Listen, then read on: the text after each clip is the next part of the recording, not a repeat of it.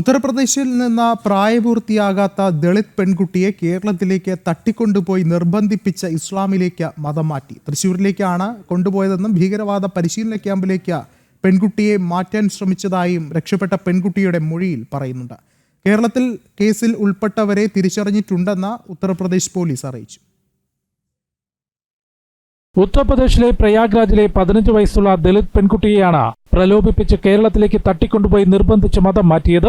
ഈ മാസം 28-ന് പെൺകുട്ടിയുടെ അമ്മ പരാതി നൽകിയിരുന്നതായും കേസിൽ പ്രയാഗ്രാജ് സ്വദേശികളായ മുഹമ്മദ് കൈഫ്, ദാർഷ ഭാനോ എന്നിവരെ അറസ്റ്റ് ചെയ്തിട്ടുണ്ടെന്നും ഗംഗാനഗർ DCP കുൽദീപ് സിംഗ് ഗുണവത്ത് അറിയിച്ചു. കേരളത്തിൽ ഈ കേസുമായി ബന്ധപ്പെട്ടവരെ തിരിച്ചറിഞ്ഞിട്ടുണ്ടെന്നും അന്വേഷണം പുരോഗമിക്കുകയാണെന്നും അദ്ദേഹം വ്യക്തമാക്കി. प्रयागराज जंक्शन से दरकशा बानो नाबालिग लड़की को अपने साथ दिल्ली लेकर गई, फिर वहां से केरल में त्रिशूर तक लेके गई।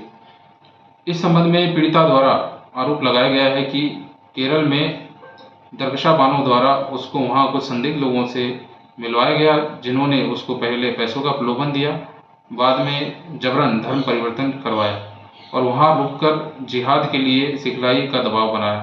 പണവും വിദേശത്ത് ജോലിയും ഉൾപ്പെടെയുള്ള കാര്യങ്ങൾ പറഞ്ഞ് പ്രലോഭിപ്പിച്ചാണ് കൊണ്ടുപോയതെന്നും മതം മാറ്റി ഭീകരപ്രവർത്തനങ്ങളുടെ ഭാഗമാകണമെന്ന് അറിഞ്ഞതോടെയാണ് രക്ഷപ്പെട്ടതെന്നും പെൺകുട്ടി മൊഴി നൽകി. റെയിൽവേ ഹെൽപ്പ് ലൈനും ചൈൽഡ് വെൽഫെയർ കമ്മിറ്റിയുമായി ബന്ധപ്പെട്ടാണ് പെൺകുട്ടി രക്ഷപ്പെട്ടതെന്നാണ് വിവരം. മുൻപും നിരവധി പെൺകുട്ടികളെ മതം മാറ്റി വിദേശത്തേക്ക് അയച്ചിട്ടുണ്ടെന്ന് ദാർഷ ഭാനോ തന്നോട് പറഞ്ഞതായും പെൺകുട്ടി പോലീസിനെ അറിയിച്ചു. ജനം, ഡൽഹി.